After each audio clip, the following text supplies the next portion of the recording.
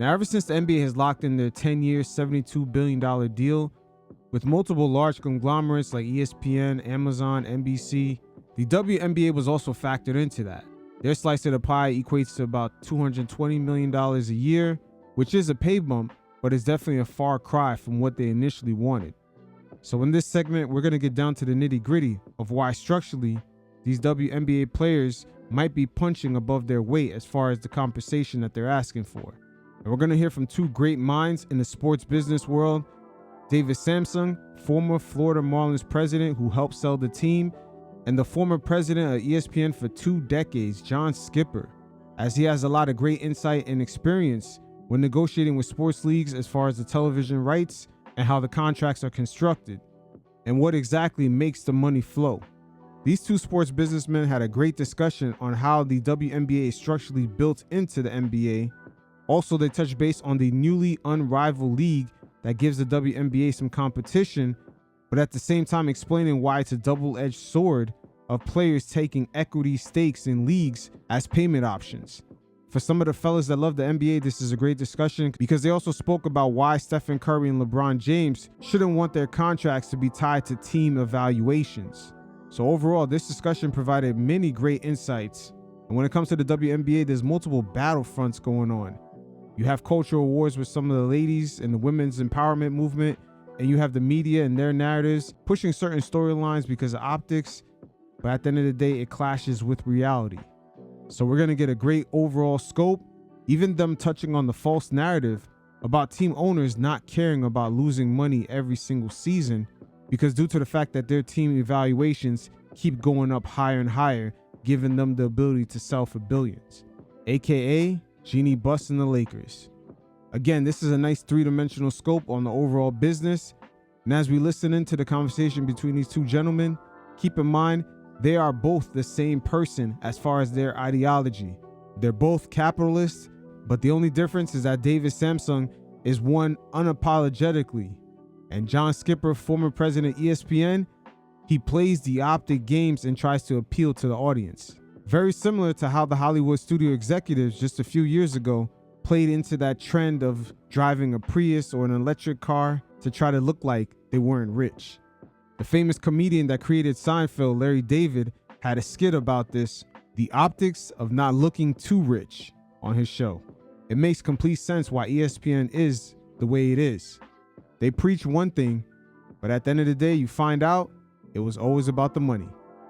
You guys check it out, and every once in a while, I'll check in. And I believe the percentage of revenues that the NBA players get is 51? Call it anywhere between 48 and 51, but here's the problem. What exactly is the revenue for the WNBA? Because the argument that the owners are going to make, and they're going to make it correctly, is that that TV revenue that you're trying to count all in as just for you, that was a gift. And you and I can disagree about this, but it was a double-edged sword when it was announced what the WNBA deal was going to be. The Russian nesting doll of WNBA living inside of the NBA There deal. was no separate WNBA broadcasting deal. It was part of the NBA broadcasting deal. We talked about it on the show. The reason they pinned a higher number to it is that you wanted everyone to seem like, oh, the WNBA is healthy. Everything's looking good. There's momentum. The downside of overestimating what the deal was, which you disagree was overestimated, but I don't. The downside's this, that the players now think, wait a minute, where's all this money going? And the answer is, John touched on it, there's tremendous overhead for the WNBA. There is no profitability. And on top of that, any profitability that comes, the owners want to use it to pay down debt that was accrued to support the league for the decades when it was at a loss position. David Samsung right here getting into the meat and potatoes. Out of that 10-year deal, $72 billion, it was reported that the WNBA's portion was $220 million. How much money did the NBA allocate towards that number? I don't want to say out of generosity, but to make the optics look good within the media. It gives it the allure that the league is growing. And the unfortunate thing for the players, they're not really seeing how they're riding the coattails of the NBA just being the mega force that it is at this very moment. They're riding that inflation in the same way ESPN is bundled with ESPN2 on the cable bill. And it doesn't mean just because you have a great show on ESPN2, you're getting a check as if you're on the regular ESPN channel.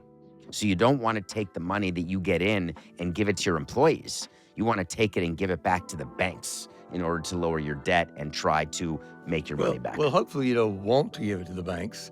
You may have to. You got to pay banks back. You should keep in mind that the nesting doll occurred in an environment. Do you know when David Levy and I negotiated the NBA deal in 2013, give or take, for 2015 through 24? Once again, this is John Skipper right here, president of ESPN, and he's been at the network since 97? You know how many bidders for the WNBA there were? Hold on, let me count. Let me see if I have any fingers and toes. I'm going to go with 0. No, there was 1. You? Yeah. Okay, so. No, I would have paid the money and more if I had to bid for it separately. So I do not believe, I think the nesting egg thing has been good. Would you have taken it if you didn't get the NBA? Yeah. Sure I would. We were in the business of having a lot of sports and a lot of hours. We had the women's college basketball tournament when we did not have the men's college basketball tournament. So yeah, we would have taken it and we would have paid at least as much as we paid within the NBA. And while the NBA, NBC has it within their NBA deal, there are other deals made that are outside and only Smaller. have a women's component.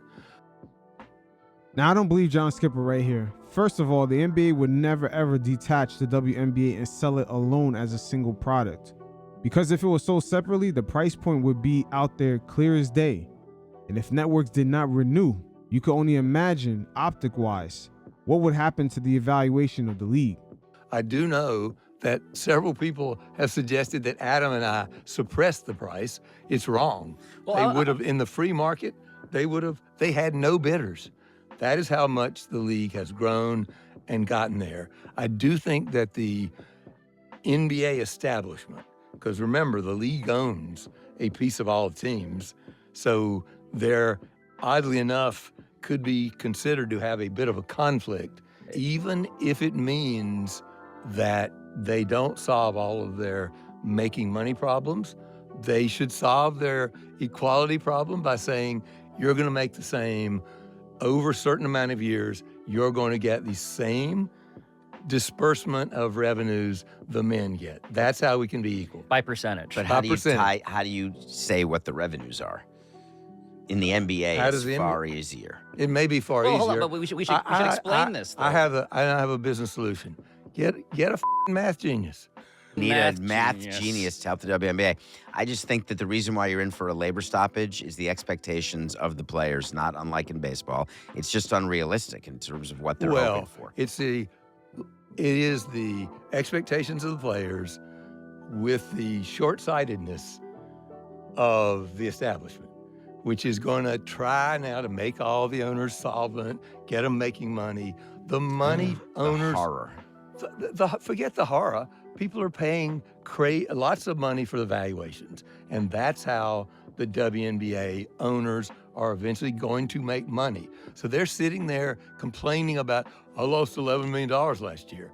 Boo-hoo. There's not any poor guys who own teams, first of all, and they are already getting $400, $500, $600 million valuations, so they can lose $11 million a year the way Mark Cuban did for a long time and still be in a revenue-producing business, and that is buying your team, holding it, and selling it for a huge multiple. And now you sit here and say, losing $11 million a year, big whoop, your asset went up by more.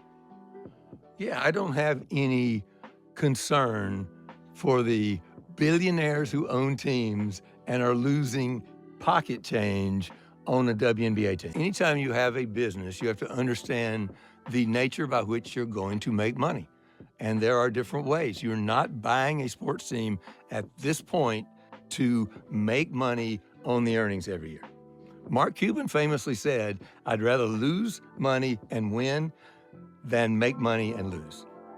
I mean, you say objectively, now you're back to because ratings are up, because there's a lot to do, in this case, I have a fundamental agreement with my friend David, which it has to be in the context of the business.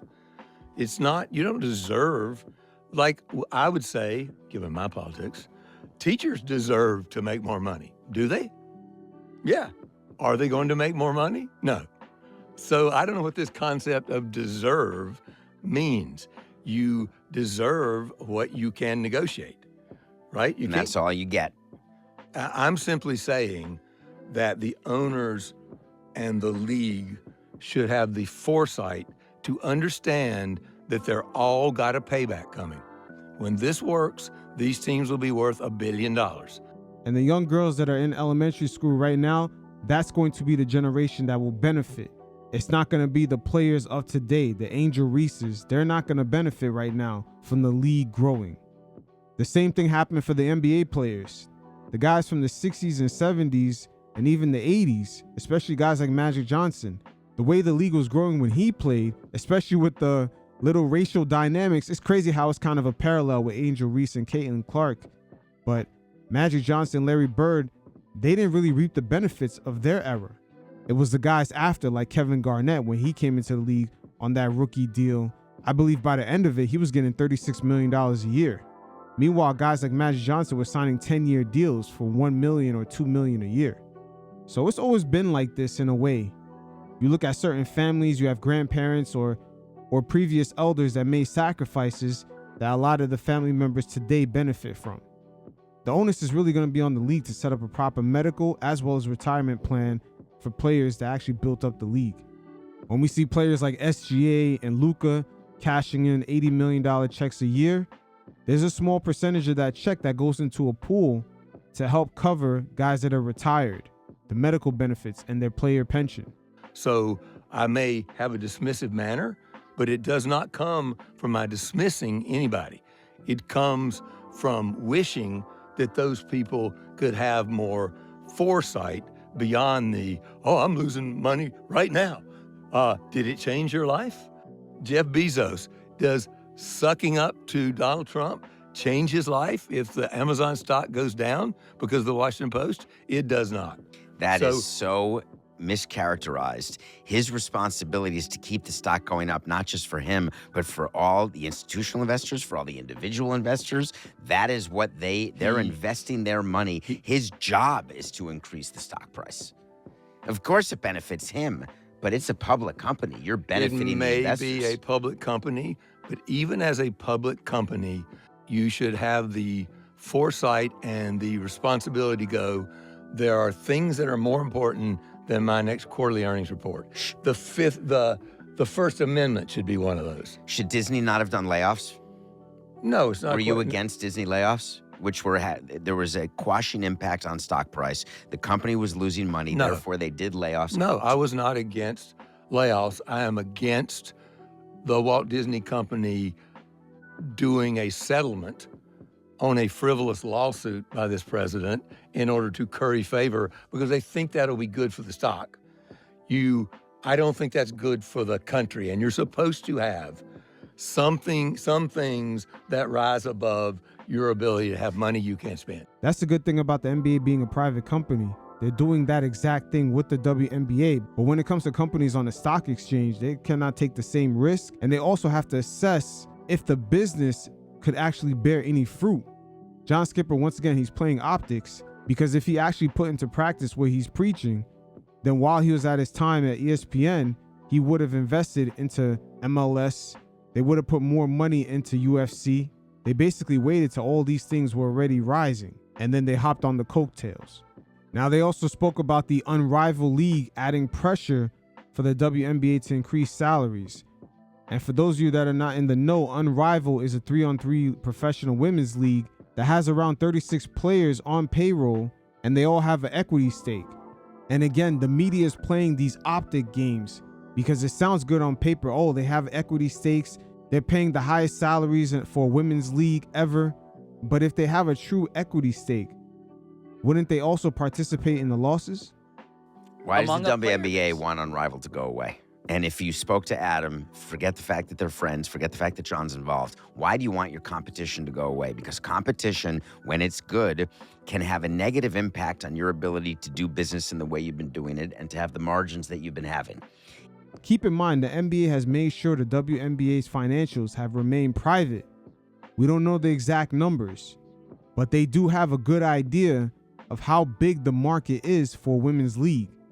If the market is not large enough and the ladies quickly run to another product like Unrivaled that dilutes the league, they won't see the benefits after this TV deal is done. It's unfortunate, but it's looking like a lot of short-sighted moves to get a current day payout could equate to future girls coming into the league still struggling to get a decent salary for a professional basketball player. The league is definitely in a delicate balancing act when it comes to this. Why does Among the the WNBA players. want Unrivaled to go away? And if you spoke to Adam, forget the fact that they're friends, forget the fact that John's involved. Why do you want your competition to go away? Because competition, when it's good, can have a negative impact on your ability to do business in the way you've been doing it and to have the margins that you've been having. If Unrivaled, or when Unrivaled, becomes a true competitor to the WNBA, true, there's a different cost structure, true, they're not unionized, there's A to Z differences. However, if you're the WNBA or really the NBA, you don't really want Unrivaled around because it has a deleterious impact on your business and on the way your business is perceived. Yeah, I would argue that's wrong. It actually has increased the visibility. Look what it's done for Nafisa. It's increased the visibility of the players. It's made more people women's basketball fans. We don't play during the same season. We're not competitors to them. These two leagues can coexist forever, and it's fine. I don't see any problem with that. The problem here is a lack of vision on both sides to say, let's actually use this moment of momentum to build something, and let's build it together. You're not going to get your magic overnight 10x salary, but you're not going to get to abrogate your responsibility to pay these amazing athletes by pretending that you bought the team to live on. And if you look at the math, they should all be building team valuations because that's where everybody gets paid. You think anybody who owns an NFL team, there's a few owners who still are sort of hanging around, but for most of them, it's a trophy that they bought after making a lot of money doing something else. And they enjoy it so much more than whatever else it was that they were doing making money, that it's worth it to them. Nobody does. I go to all these conferences where they try to do valuations for sports teams and based upon X times earnings, and it's just bullshit. It's not how anybody makes money. You have an example here, though he will not admit it, which is a woe-begotten franchise down in Florida. Detroit, never heard of. How dare That you? always struggled, despite great management.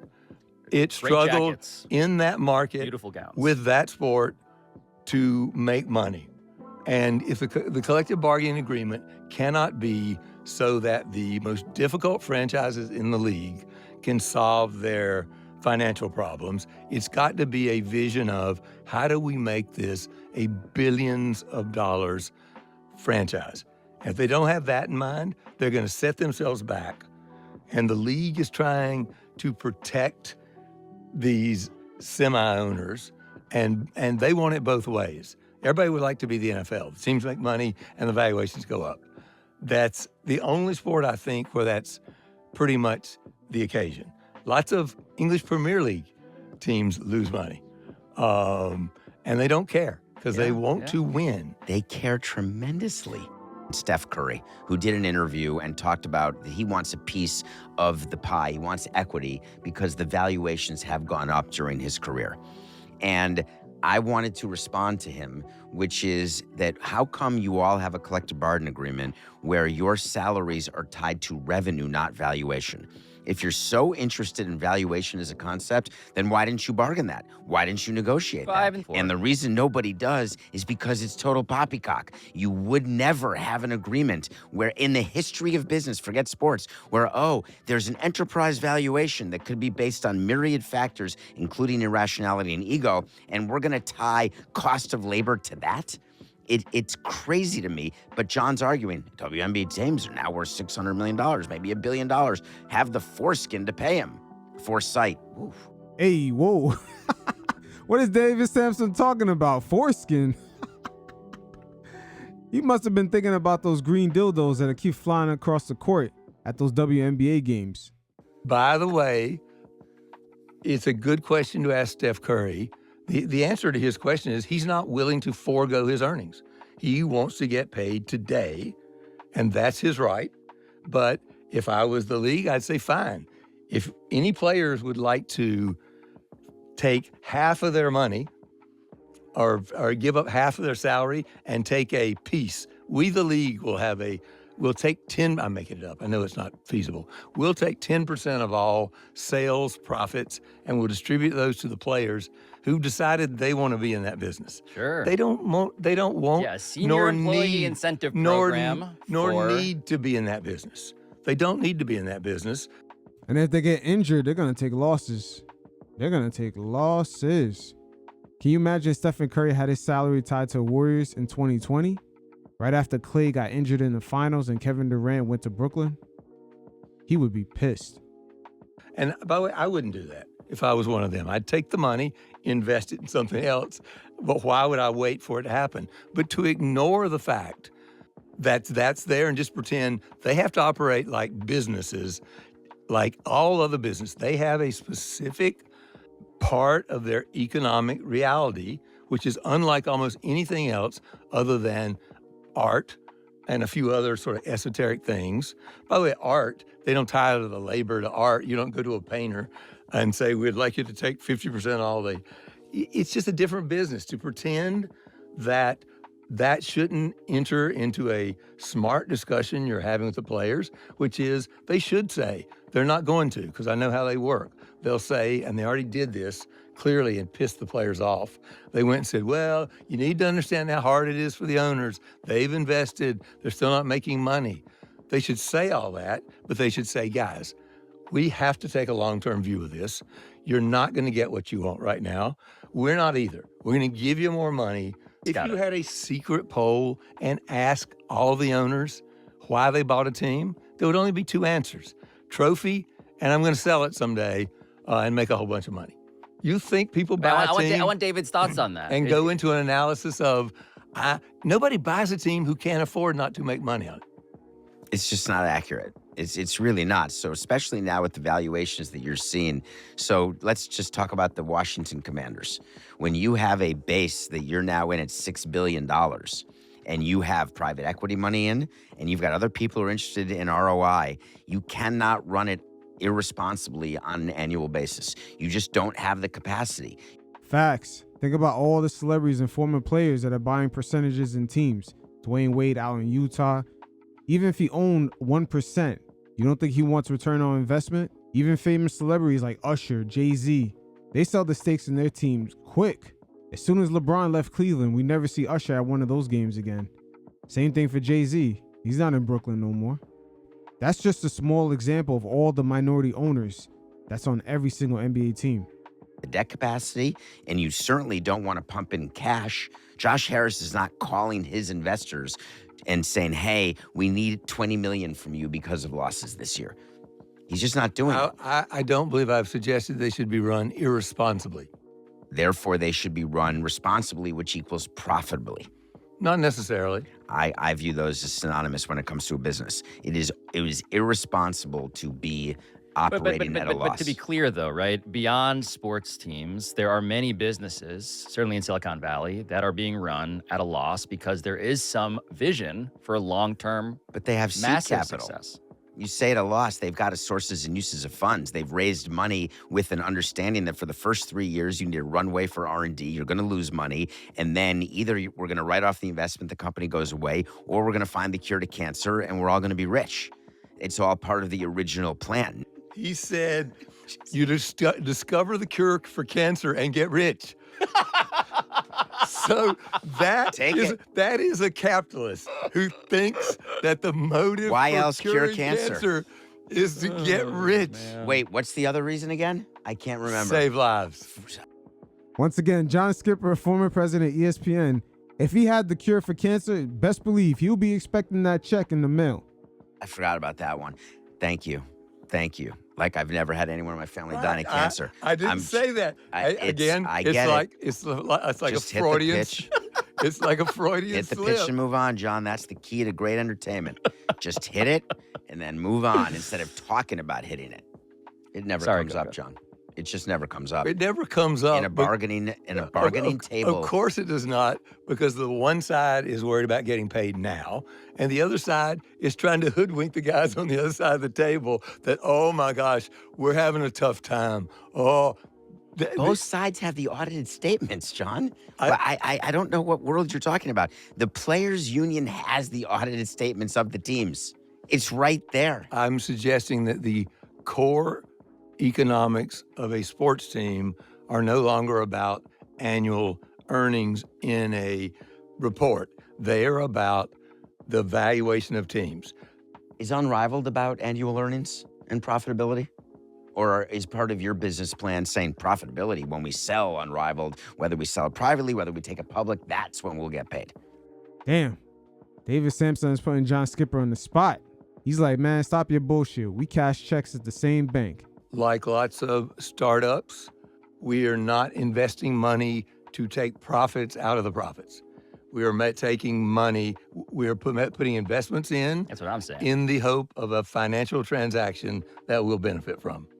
So you have no path to annual profitability. We broke even this year and we'll make money next year, but nobody would have put the money in to take a division of the dividends, and we are planning for a financial transaction. I understand the word salad, and I think it's great. I'm asking a separate question. Are you telling me that you would have been able to raise money for Unrivaled with pro forma financial statements that showed annual operating losses? Yes. And for an extended period of time? We have time? actually done better than that. For an extended period of time? It wasn't part of the initial raise? We had a short business plan, not a long business plan. People bought into the vision. But it was a short-term plan. You just said it. The NBA has been investing in the WNBA for over 30 years. Their most successful team, the Houston Comets, don't even exist anymore. That's equivalent of the NBA having the Chicago Bulls history with Michael Jordan with all the three-peats, and that franchise filing for bankruptcy like 3 to 4 years later. That's how unsteady the WNBA has been. The Houston Comets, I believe they won 4 championships in a row. Even to this day, they've had the most successful stretch in WNBA history. People bought into the vision. It's an amazing thing what he's not saying, which is that when you raise money, you have a cap table.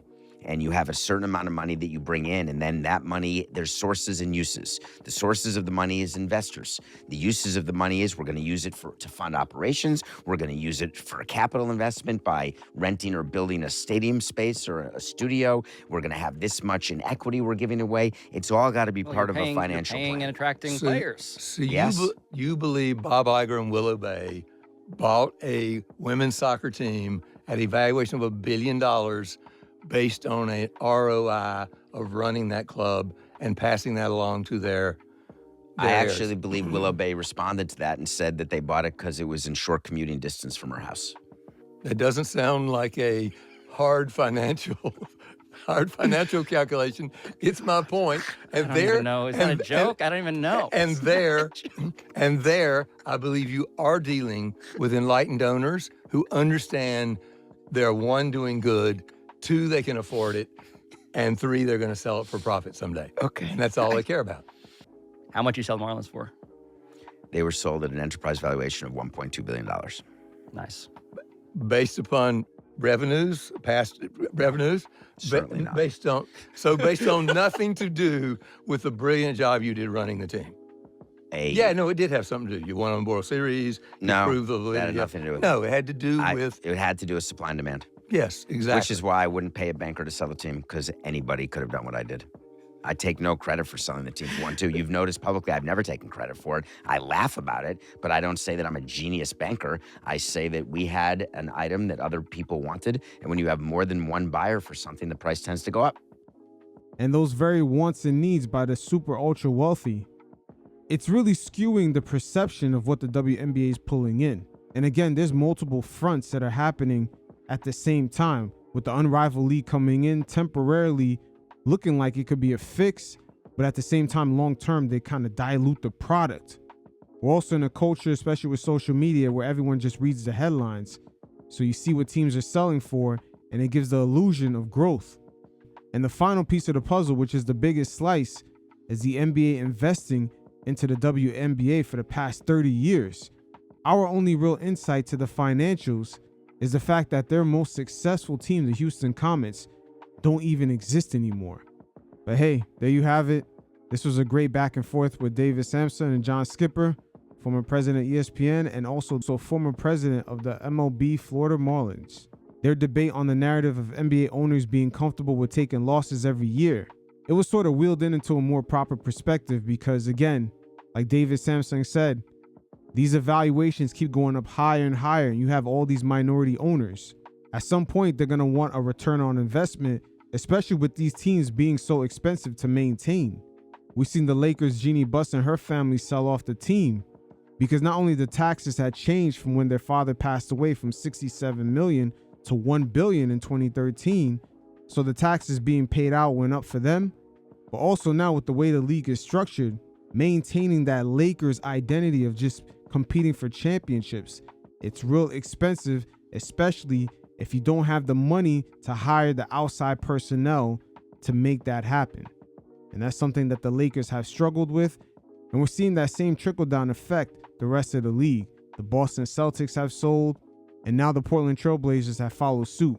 So almost a quarter of the league have sold within the last 5 to 6 years. But we'll see how it plays out. Like David Sampson just said, in the business world, you can only get what you could leverage. With that said, we're going to end it on this note. You guys definitely hit up the link in the description below. There's more NBA stories like this, and hit up the mailbag with any questions you have. Until next time, you fellas stay safe. Peace.